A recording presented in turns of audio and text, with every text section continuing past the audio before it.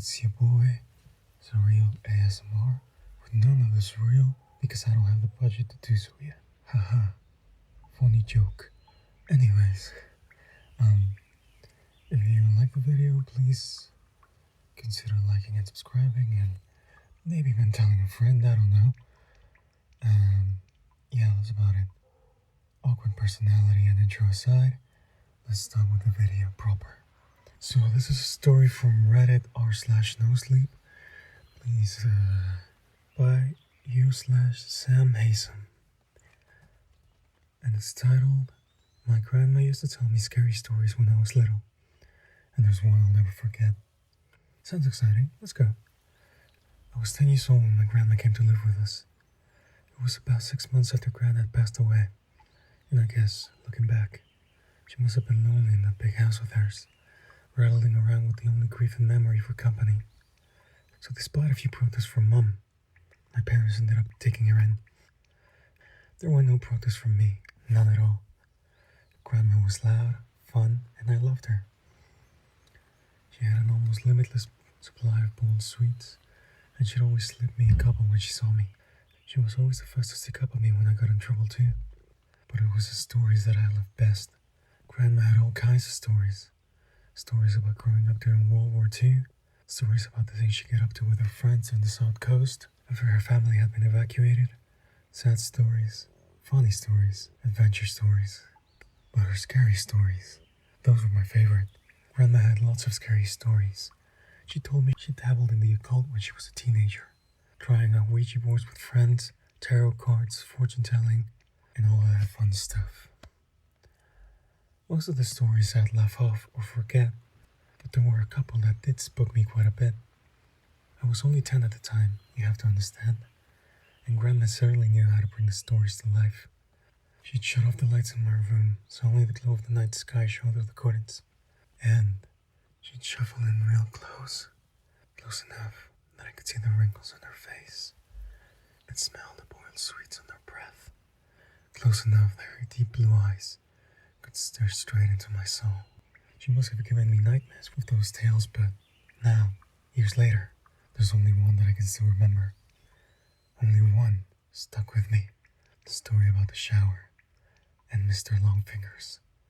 Grandma told me about Mr. Longfingers one night after I asked her about baths. Grandma used to love her baths.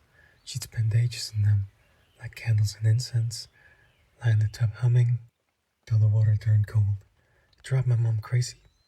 But when I asked her why she loved them so much, she said it was the only place she could relax. It was the only place that was safe for her to relax. You know, people like me who are, well, more sensitive to certain things, we have to have baths. She told me seriously one night, shuffling closer to the bed. I couldn't possibly spend long in the shower. It'd be far too risky. Grandma stared at me with those big blue eyes of hers, unsmiling, and I knew it was time for one of her stories. One of the scary ones. I shivered with pleasure and pulled the covers up to my sides. Why is it risky, Grandma? She half turned to look at the window, watching me from the corner of her eye, pausing for effect. I waited, feeling my heart pounding, ever so slightly, in my chest. Well, she said after a moment, it's only risky if you close your eyes longer than 10 seconds. What do you mean? Why? Well, you ever play that game in the playground with your friends? The one where someone turns their back and the others sneak up on them when they're not looking. I nodded, and Grandma nodded back. Exactly. So that's what it's like in the shower, when you have your eyes closed. That's what it's like with Mr. Longfingers. A cold edge tickled my back. Who's Mr. Longfingers, Grandma? She let out a deep breath, as if she wished she hadn't said anything, turned her head back to face mine. When she next spoke, her voice was nearly a whisper. No one knows exactly, Grandma whispered. Some say it's a creature attracted to the smell and the heat we give off in the shower. Others think it's a demon that finds its way into our realm, the dense steam in the clouds.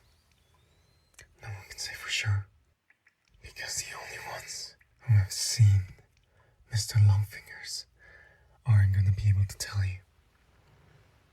I pulled in a breath. Why not? Grandma shuffled closer along the bed and leaned towards me, my question hanging in the air. Don't you worry about it, sweetheart. Don't worry your pretty head. As long as you remember the rules, you'll be fine. What rules? Well, when you're in the shower, you try not to close your eyes for a long time, okay? 5 seconds is fine. 10 is somewhat pushing it. But any longer than that, yeah, then what? Well, any longer than that, and you may just start to feel something in there with you. Something watching. And if you ever go longer than 15 seconds, then you might start to hear a noise too. Hear what?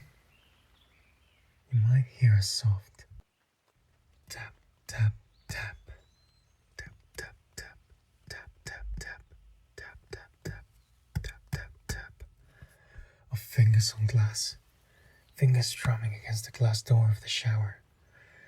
If you do ever hear that noise, God forbid, will you make me a promise? What, Grandma? Promise me you'll never open your eyes. I barely slept that night, hardly at all. I closed my eyes and tried to relax, but every time I did, I'd imagine a face pressed against the glass windows, looking straight at me. And when I did finally get to sleep, I had nightmares, bad ones. I had them all week, in fact. Dreams about disembodied eyes watching me in the dark, and long fingers reaching out to touch my pale skin. It wasn't any better when I was awake. The shower was the worst. That's when Grandma's story really got to me. I'd never thought about it before, but suddenly I had trouble shutting my eyes.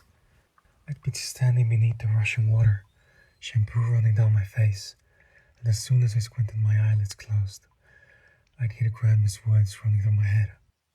5 seconds is fine, and 10 is just about okay too. But any longer than that... I rubbed my hair fast, feeling the shampoo dripping off my chin, and as soon as I'd counted past 5 seconds, I'd feel it. A sort of pressure. Not a feeling of being watched exactly, but something close to that. I'd run my fingers faster and faster through my hair, frantically trying to get the suds out. And the ready blackness behind my closed eyes, coupled with the rush of the water in my ears, would feel I held breath, like the silence before a scream. The seconds would race through my mind, and I'd be so desperate to open my eyes again that I'd sometimes do it before my hair was rinsed, and my eyes would sting with the running shampoo. But before I shut them again, I'd always be sure to peer out through the stained glass door of the shower cubicle, just to make sure I was still alone. It wasn't long before Mom realized something was up. She heard me crying in my sleep one night and came in to comfort me, asked me what the matter was, and it all came out. I told her about Grandma's stories and about Mr. Longfingers. She got this look in her face when I was telling her something that made her really mad. This wide-eyed, angry look. Only this time, she wasn't angry at me, but she was livid with Grandma. My parents' room was next to mine, and sometimes, if I pressed my ear against the walls, I could hear them talking in there. After Mom was satisfied I wasn't scared anymore, and she got back to her room, the whispers weren't soft at all. Oh no. I heard Mom hissing about Grandma, about the story she told me. Mom's voice floated through the wall, sharp and crisp. You know what your mother has said to him now, don't you, Simon? That response was an unintelligible mutter. She told him there's a monster that'll get him if she shuts his eyes in the shower. A monster. The poor kid's been having nightmares all week. Seriously, Simon, you better say something tomorrow morning, first thing, or I will. Grandma came to visit me the following night. This time, as she perched on the end of my bed, there were no stories, nothing like that. Grandma just sat there and stared at me, her blue eyes wide and sad. The light from the moon outside my window lit up her wrinkled face. You know I'd never let anything happen to you, right? She said after a moment. nodded my head. I know, Grandma. You know, I wouldn't let you come to any harm. I nodded again. Okay, good. That's good. She looked away from me for a moment, out the window.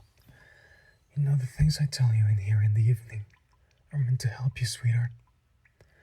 They're meant to help you toughen up a bit, protect you. She paused and shook her head. But maybe your mom's right. Maybe I went too far this time. She looked down at me and smiled. But even then, though I was only 10 years old, I could tell that smile wasn't fully sincere. I'll tell you what, Grandma said. You know what I told you about Mr. Longfingers in the shower? Well, I'm going to make sure you're safe. I'll scare the bastard off. How about that? He won't come back in a hurry if he has to face me. I stared up at Grandma, watching her face glow in the moonlight, watching her smile down at me. I nodded my head. Once. I was the one who found her. I don't know exactly what happened, but I'd guess it was about a week after the talk in my room. A week after she told me she wouldn't let me come to any harm. I woke up early that morning from a bad dream to a heavy thumping sound. I sat bolt upright in my bed. My room was quiet around me, and I couldn't hear anything from my parents' room. But the house wasn't entirely silent. Flowing down the hall, muffled by my closed door, I could hear the sound of rushing water, the noise of the shower. I leapt out of my bed and ran to the upstairs hallway, heart pounding in my chest. As soon as I reached the closed bedroom door, I started pounding on it. A deep terror was welling up inside me, like cold water from a well. Something I couldn't place, and I kept banging on the door over and over again.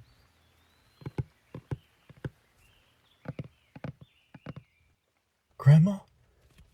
Over and over again, even though she didn't respond. Grandma! Off to my right, I was dimly aware of voices from my parents' room, the sleepy shuffle of footsteps. But before they had a chance to make it out onto the landing, I lifted my hand to test out the door handle, more out of instinct because I thought it might actually open. But surprisingly, the door wasn't locked. I kept banging my free hand on it, and suddenly, it swung inwards, bringing me face to face with a wall of steam. Heat struck my skin. I squinted my eyes against the damp fog and peered into the bathroom. And before that pushed me to one side, before everything around me descended into shouting and tears and chaos, I saw her. I saw Grandma. She was lying naked on the floor in the shower cubicle, the water beating down around her, blue eyes bulging. One hand was curled against her chest like a dead bird, while the other trailed against the glass of the shower cubicle, the flailing finger marks she'd made, carved through the steam, still clear and fresh. It was a heart attack that killed her. That's what my dad told me anyways. He said Grandma was old and the thing had struck her quickly and suddenly. She would have died fast and painlessly. That said, she didn't suffer. I knew better though, even as a 10-year-old kid. I knew better. I also know my wife and kids resent me for refusing to have a shower in the house, for insisting everyone take baths. They pretend it's okay to humor me, but I can tell they really don't understand it. Not at all. My wife thinks she does. She thinks I still carry the trauma of seeing my grandma die in front of me. I guess she's right, in a way. But she doesn't know the full truth. Nobody does. And no one would ever believe me if I told them.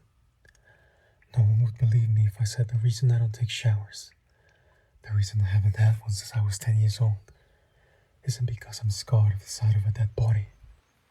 It's because all those years ago, when I crept back into the still hot bathroom, after the paramedics have taken the body downstairs, I made sure to thoroughly inspect the marked fingers inside the cubicle, and the marks were made from the inside of the cubicle.